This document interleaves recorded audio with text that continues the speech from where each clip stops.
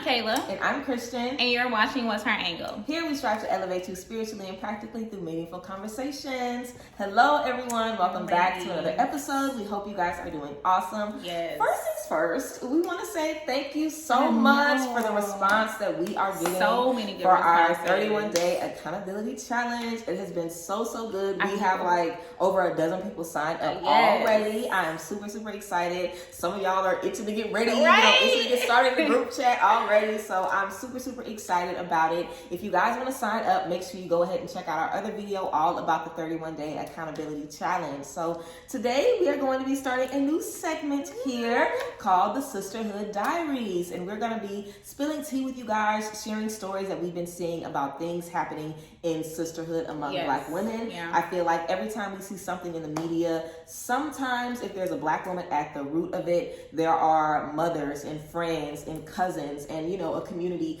rallying around them or in opposition. We're able to see that community come out every time there is a story. Every and time. We are definitely seeing it right now. So let's just go ahead and get into it. We have a couple of stories that we want to share with you guys. So first, we want to get started with the story of Shanquella. This gorgeous Black young woman was on vacation with some of her girlfriends in Cabo, and she ended up passing away. Right. Now, the people that she was with were saying that she had alcohol poisoning, whatever the case may be. These ladies ended up leaving Cabo and left their friend's body in Cabo.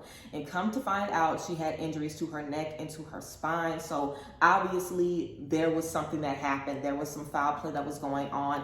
And there has been a video that surfaced of her getting in a fight with all of the girls. Exactly. I didn't see the video, but I've heard from people who have seen the video and just online that she wasn't fighting back. She was telling them, I don't want to fight. I'm not in the mood to fight. And they literally were attacking her, basically. So this, unfortunately, is not the first time that a Black girl has gone to a party or to a vacation or to a function and ended up passing away, and everybody has something to do with it, and everybody is looking crazy. Nobody knows what to say. Everybody's story is not matching up, and people end up being online trying to put together pieces of what happened to this person. So I definitely think it's just so crazy how we see these things happening all of the time in our community. I don't really see too much of this. Sometimes you see very rarely that certain people might pass away, in different places on vacation, but it's an alarming rate that we're seeing Black people, especially Black women, disappearing on vacation or going to parties, going in different places and just turning up missing or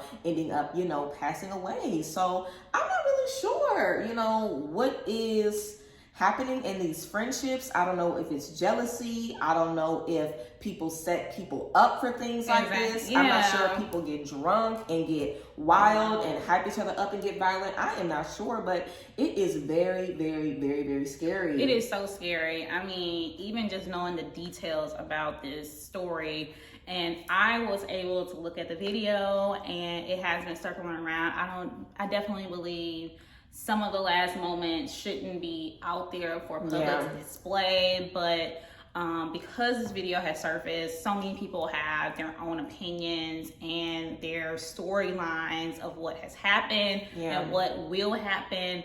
Most times than not, it's really, like you mentioned, deep-seated jealousy. And I, for one, am very cautious, and I believe that everyone should be cautious, especially knowing how trips go and how left they can turn depending on any scenario. I really suggest that you go on trips with people who you can trust. And there's a level of discernment that goes into that, because you think that someone is your friend just because they've been around you for so long and they've never shown any type of just qualities that make you seem like you shouldn't trust them. But I definitely think when you go on trips, especially as everybody hears the Miami curse, when you go on friend trips to Miami or out the country, there is like a huge argument and you come back not friends. And I definitely think in this case, this obviously turned super ugly, and now someone is dead because of jealousy, envy, people fighting. People argue all the time, right? But there shouldn't be someone that comes up injured or dead because of an argument. I don't think it's worth a life. And we pray for Shanquella's family and her friends, her real friends, because obviously these people had no justice in their hearts to make the right decision here. And I just believe, you know, when you go on trips, like, again, you definitely have to just have that discernment. You definitely need to be able to think through, okay, does this feel like what a friend should do? Because when you're with somebody for days in and days out, you truly get to see their opinions on things, you know. And I just think being around somebody close, like how we do with the hotels and stuff, it just really makes people come out in their true form. And I think we have to be so careful, even when we do see people turn into their true self and it's really not somebody that you recognize. You definitely need to be cautious, because when you go on trips, you're thinking that you're around people who can safeguard you and that can really be protective. And you just really don't know. And I feel like we all have to be on a level of discernment, have awareness now when we go on these trips, especially with friends, just to make sure you get back home alive. And you said it, and it's true. We just see so many people going to parties, going to small gatherings, going to trips out the country, or even on the, you know, on the state side, and they're coming back injured. You know, they're coming back dead. They're not even coming back. So I feel like we just have to be careful as a community, and we have to treat sisterhood appropriately and know when someone is really being a true sister to us, and when someone is disguising themselves as a wolf in sheepskin. So be careful, ladies. Make sure when you're taking these trips, especially, we have the luxury of going out the country now, and I think a lot of times our parents didn't get that luxury. You know, a lot of our parents didn't get a chance to go out the country. So we are learning as we go how to maneuver in different countries. How serious it can be, how dangerous it can be, all of that. I think Black people, I think we as a people, we have to be more cautious than ever, than anybody else, of our surroundings and who we go on the trips with. Again, you don't know up until you know, but I feel like discernment and just having that caution and having that awareness of what could happen, you know, to stay safe regardless of whatever situation. If you do feel unsafe, let somebody know that you trust so you can make it out back safely. Yeah, definitely. And I feel like sometimes we can just trust people way too soon. Get involved with people way too soon. Especially when we go on the group chat. You know how like bad stuff like happens. So ready to just find ways that you can relate and you can have great conversations. It's so easy to connect with someone and meet up with someone and end up in a dangerous situation. And it sucks because we want to connect with people. We want to have fun. We want to go to Cabo with our friends. We want to not have to think twice. You don't want to have to think twice about those things, but you do not want to go anywhere with no one that you really, really, really, really, really, truly know. And if you are going on a group something with people, bring one of your trusted friends with you. You know, don't trust everybody else to just be there for you and protect you and look out for you. Because like I said, if people are drinking or people got stuff going on, then people, you don't know what's going to happen. So this sucks so bad. Again, we are definitely sending our prayers and our energies to Quella's family. And I hope that we are able to see this come full circle and see there be some justice done, because stuff like this cannot keep happening. Like, we have to feel safe, and we have to feel like we're in a space where we can trust the people that we are connected to 110%. So yes, guys, let's go ahead and switch gears a little bit and talk a little bit about something that we've already got into before. So a few episodes back, we brought up Impact ATL. We're about on the 7th or 8th episode now, and I've definitely been tuning in here and there and getting into the tea, and it has been a lot. So let's go ahead and talk about compatibility for a second. I know we all have seen the conflict and friction that's been coming up between Ari and Jada on this show.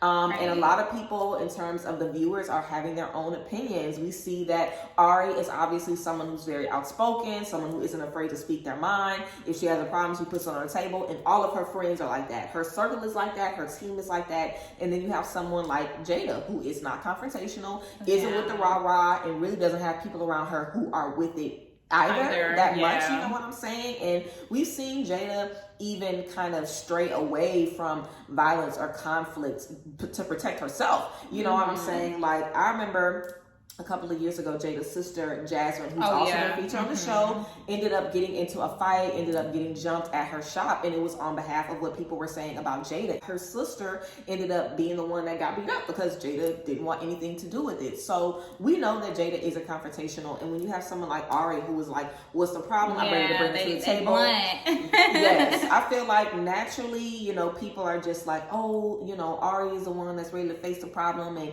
get things out. But I don't necessarily think that Ari is wrong or Jada is wrong, because I have friends like Ari and I have friends like Jada, and I can be Ari with some of my friends, Right, and I can be Jada with some of my friends. Dynamic. Like, yeah, and I understand that everybody might not want to do that. Exactly. Some people want to handle everybody the same, and there's nothing wrong with that. But I do feel if you're someone that is mostly non-confrontational across the board, you having a friend that's always on 10, y'all are not going to mesh. Exactly. Because they're going to end up always talking over you, always taking advantage of you, always making you feel back in the corner. And then what's going to happen? You're probably going to blow up. You're going to feel like you're being, you know, intimidated or disrespected or whatever the case may be. And it's not necessarily going to mesh. And they mentioned before that they kind of just hung out because they did the same thing and they're in the same, you know, path. And I definitely feel a lot of times people group Black women together, like all the influencers, all the nurses, all the wives, all the gym girls. Exactly. Like everybody is supposed to hang out with everybody. And I really feel like Black friend groups are probably the most diverse of any friend group. Right. Like you will have a stripper hanging with a nurse, hanging with a teacher, hanging with a YouTuber, a stay-at-home mom, like all kinds of stuff. We are multifaceted, and you being in the same space as someone doesn't necessarily mean you guys are going to mesh.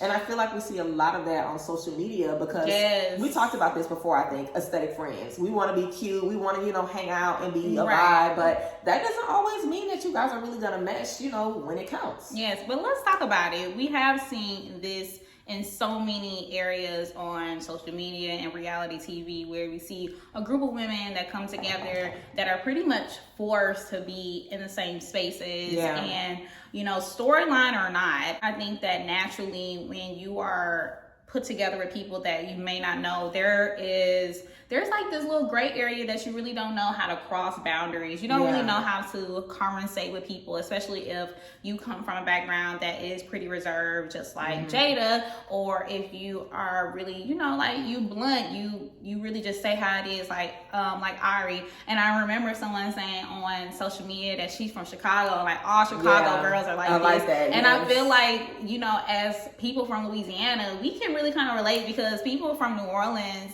they have their own attitude. Like they just like rock they just on another drum. Like they have their own beat to them. And I feel like in all areas, like you'll see that with other people, and not just in the regional part, but just like we said, the occupational part. If people are in, you know, if they're a stripper, you know, maybe you can relate to some things. If you like a librarian, like let's say polar opposites, you know. I think that there is just so many ways that you can navigate that friendship. But if you're forced into it, I feel like there's not a lot of connection, and there's really not a lot of things to talk about other than the things that you already know. And I feel like, you know, I haven't really watched the show, but I just stay up on the tea, you know, with the gossip pages. Yes, I follow them, you know, just to stay up on a few things. But I think that like so many people are rallying behind who they feel are most connected to. And I think that, you know, obviously on a gossip page, you're going to have people who just say how it is. And people feel very strongly about Ari just simply because they can relate to that, because that's who they are in real life. And I think that people who are pretty reserved, they're soft-spoken, they speak when necessary. I think that some people also relate to Jada in a way. And that's why they rally behind them. But I don't think either one is wrong. I'm just saying that, you know, TV shows highlight so many negative things.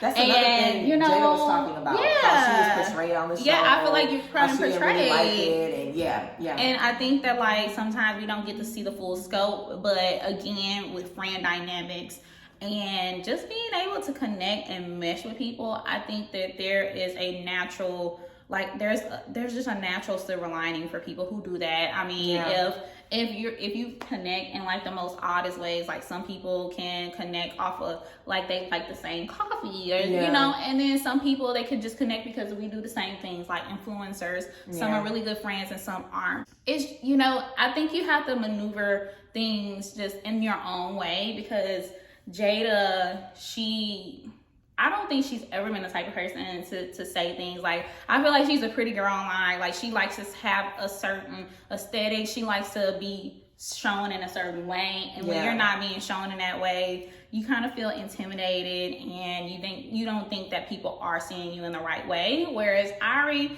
honestly, she's like the rough around the edges girl, but, you know, got out the mud, like a diamond in the rough type of girl. Like, I feel like she's authentic no matter what. And people don't really like that. You know, people, again, I think that's just because if you don't get to see that on a day-to-day basis, you may like, you know, but I think us being who we are, we see both sides of the angle. And I can hang, like Cree said, I can hang around people who are very soft-spoken, or I can hang around people who are with the rah-rah. Like, you know, I'm not like with rah-rah, but if you get me there, you know, I go there. But I think that's the only way that you can really connect with people, if there is some type of connection there. And with reality TV shows, they're pretty much forced. And I think it's valid that they don't be friends in real life. You know, like who's to say something else changes, but why do I have to be your friend on TV if I'm really not your friend in real life? So I think they have their own dynamic, which is fine. I think just in real life with other people, having your dynamics with your friends is fine, but you don't have to be forced into friendships if you don't feel like that it works for you and it works for your energy. Make sure that you're just connecting with people who feel right for you. They don't have to be the same exact person as you, but if they're so opposite that you feel uncomfortable, then maybe you should rethink about that friendship and be friends at a distance wherever you see fit. And so, speaking of friendships, we have a little tea on B. Simone and her podcast. And some tea that was shared, you know, and it wasn't really, you know, like it threw girls for the loop. And so we're going to get right into that. Yes. So B. Simone on her podcast had a guest. She was there with her co-host, which is a friend of hers, a very best friend of hers, and they had the podcast together. And then they had a guest on there who was a guy. And I think he asked basically like, what's something gross that you know about your friend? And B. Simone was like, oh, there's nothing gross that I have going on. Like, I don't think you can really say anything about me. And her friend was like, really? Like, are you sure there's nothing that I can say? And B. Simone was like, what, that I don't really take showers? And she was like, yeah. So she told her herself. She basically told her herself. She basically walked right into it and basically said that if she showers on Monday, she'll probably shower again on like Wednesday evening or maybe on Thursday. And people had to say what they wanted to say about that in the comments. But people also were like, oh, well, at least a friend, you know, told the truth. At least a friend didn't lie. And some people were saying the friend shouldn't have said anything. So I think in this case, obviously, I don't think B. Simone really cared that everybody knows she showers twice a week. Good for her. I'm sure her water bill is $3 a month. So that's good for her. But I do feel like there are certain spaces where your friends can definitely kind of throw a little, you know, a little tea on, a little shade on what you got going on. If there are certain guys around, or if they feel intimidated, or if they are in an argument with you. We all heard of Mad Day and when Mad Day comes. So I think there's a little bit to be said about how we feel about privacy, and if we feel like certain things are off limits, if we feel like if they're cool with it, we can do whatever we want. And I feel like just like we talked about with Ari and Jada, it's important to know what you are and what kind of friend you are, because you might have a friend that doesn't really care about people spilling their tea or talking about what they have going on, and then you might have another friend where if you say something to them that they have told you, if you repeat that, it's like off limits. Never speak to you again. So I definitely feel that you just have to know who you are talking to. You just have to know who your friends are, because privacy is different for everybody. Like, even some friends will be naked around each other. Some friends will tell each other all of their business about their relationships. Everybody doesn't do that. Everybody has different boundaries in friendships, but I definitely feel, if you're more on the private side, don't feel a way about not wanting to tell your friends all of your tea and all of your business. I feel like some people might want to connect, but, they might not want to give you their deepest, darkest secrets or really, really open up because they want to keep some things private. And you always have a right to your privacy. You don't ever feel like you have to be the friend that's so open 24/7 about everything that you have going on. Like, you can still have solid friendships by, just maintaining whatever level of privacy keeps you comfortable. And it's all about you being comfortable at the end of the day. Right. But we definitely see a lot of friends spilling each other's tea all of the time on social media. Seriously, I totally agree that you shouldn't feel your friendship will end or you don't have a close connection to your other girls if you don't spill the tea or if you don't share private moments.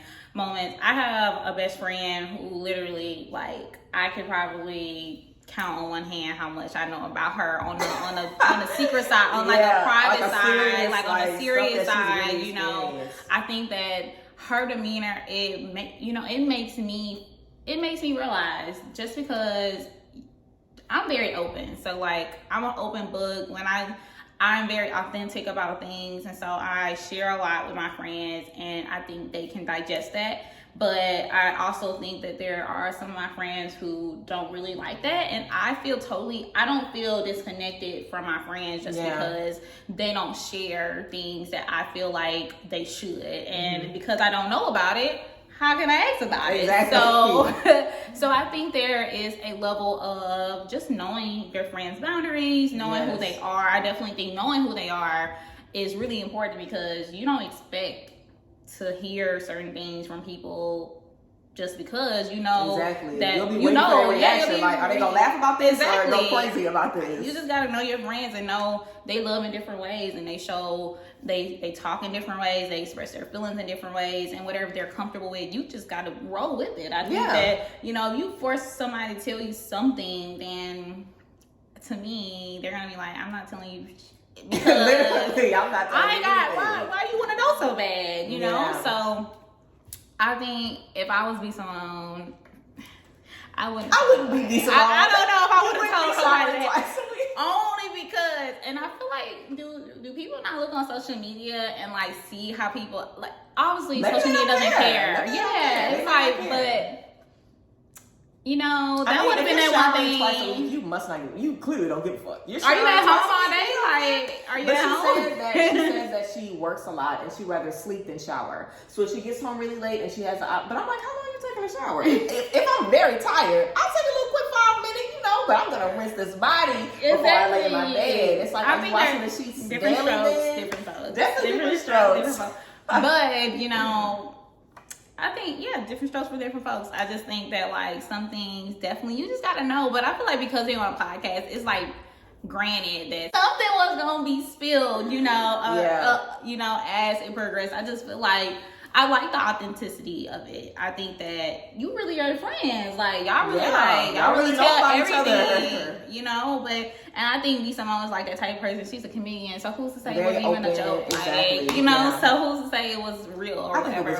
But it probably was real. I think it was real. She was like, what? Me not showering? That's she was like, She was like, that's nothing. That's nothing. But anywho, if I think there is just one thing that you should know about your friends, just know their boundaries. Know who you can play with. I think just know who you can play with. You can play with a whole bunch of people, but if you play with the wrong person, then they may feel that their friendship with you has been violated, and that can honestly just go into a whole nother space that you don't really want your friendship to go. So know who to play with. Know your friends, know your boundaries, and that's all I have to say about that. Yes, literally. So let's get into the last entry of the Sisterhood Diaries, guys. So we're going to talk about our faves, Kelly and Beyonce, because what other faves? Who else? Okay, so not too long ago, Kelly Rowland did an interview, and the person that was interviewing her basically asked how she coped or how she just felt about being second best to Beyonce. That's literally the terminology that he said.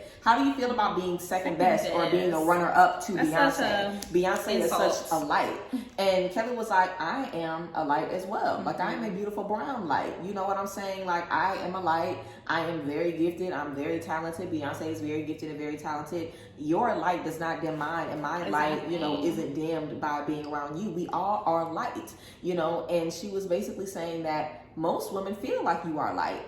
And then you step out and people are like, oh, well, she has a BBL, or she has abs, or, you know, she looks great after having her baby and you haven't bounced back yet. And you just get picked apart and compared to other women. And that's when the problems arise and we have the issues and the arguments. It's like, I'm sure people have always been comparing her and Beyonce, or just all of the ladies. Because I remember even Michelle saying that she knew that she was everybody's least favorite. She could see how people responded to her. People would always tell her that she was picked last and stuff. Like, people really do that to women, especially sisters or people who are, you know, growing up together or, you know, just in the same space. A lot of times you can be compared to one another, and it's really detrimental because you can be feeling good about something, and then someone else could maybe spark an insecurity in you, or make you feel a way about yourself, or make you feel like, wait, am I not a light? But that's why it's so important to know yourself. So when someone says, how do you feel about standing next to your best friend? You could be like, this is my best friend, and I am myself. Like, we can both, you know, be here and do our own thing and be powerful in that and be strong in that. And there is no competition. Like, people are always doing that to Black women. And I feel like it's because everybody else might see us as insecure or always looking over our shoulder, because that's what's portrayed on social media. Have too many strong Black women. You know, that's exactly. They feel. That's what they would have portrayed on, you know, Housewives and all of these reality TV shows. People being jealous and picking at each other. Real women who are real friends in real life do not treat each other like that. Exactly. So I'm not gonna be next to this woman who is my family and be feeling a way about playing second fiddle to her. Are you kidding me? Like, her and Beyonce are sisters. Like, they've known each other forever. Women. Like, it's crazy that he asked her that, like, this week. Like, that should have been a question that they got asked when they were Destiny's Child. Like, that is insane that she's still having to answer those questions. And it just really goes to show how we are always being compared. But that's why it's so important to know yourself as a Black woman in general. Because people are always telling us what is beautiful, what is suitable, what works, you know. And you just have to know yourself through everything, seriously. I agree. I mean, Kelly has gone through so many stages that I've seen her. I really love Kelly. I mean, she's beautiful. She's had an awesome career. I was about to say, she has an awesome career. She acts, she sings, she does, mom. Like, she does so many things. And we are still comparing her to Beyonce when they're not even in the same lane anymore. Beyonce does her thing, Kelly Rowland does her thing. And I feel like, I think people feel like they have to continuously ask this question because they feel like there's some jealousy or some envy in there some way, somehow. And I feel like, obviously, as interviews go, you're trying to dig for something that may not even exist. And I feel that interviewer, you know, really was just trying to see, like, where this conversation could go to pick apart something else. And we obviously have to be careful of our words, because anything that we say that they feel like they can pick up on and twist, they will do that. And Kelly Rowland and Beyonce has had a beautiful friendship. We've seen them support each other in so many ways. Kelly Rowland has brought Beyonce on when she appeared on BET. Beyonce has done the same thing, has made guest appearances and cameos in so many of their works. So I feel like, is it really right to say that she doesn't have her light? No, it's not. And again, like Chris said, I think a lot of Black people, a lot of Black women experience this in their sisterhood, because if there's a little bit of comparison or somebody that's doing just as good as someone else, they want to see, it's like they want to know if there is something there, like underlining, like, are you trying to really undermine me? Are you really friends with someone who is equally as good as you? And it's like, yes.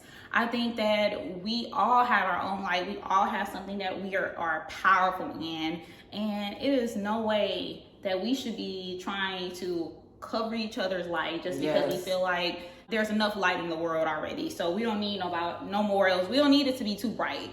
And as Black women, we should definitely feel powerful. We should feel powerful whatever we are great at, and we should be able to excel in that. And I think Kelly has done a beautiful job by doing that. I think Beyonce obviously has done a beautiful job as well. And their roles, their careers have expanded so much more than what they thought it would be. I'm sure they didn't think that they was going to be in these spaces that they are today.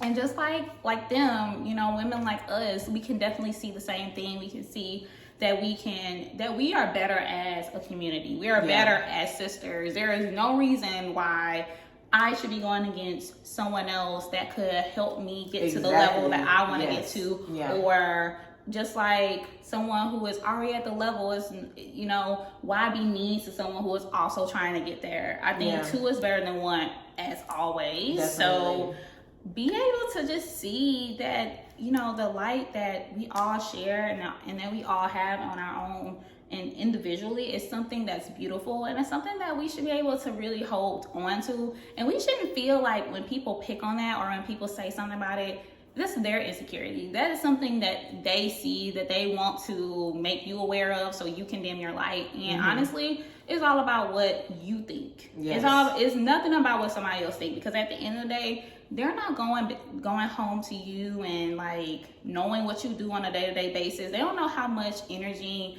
and mental work that you had to do to get to that point. So whenever they have something to say about you, you say, you don't know what I did to get here. You don't understand that because you didn't go through the fire with me. So be able to own what you feel, what you're doing, and the things that you have prepared for yourself in the future. I think Kelly and Beyonce, we can look at them as role models and see that two strong, beautiful women can live and coexist in the same time and have things that they are being able to build off of from what they are doing today. So we love talking about the Sisterhood Diaries.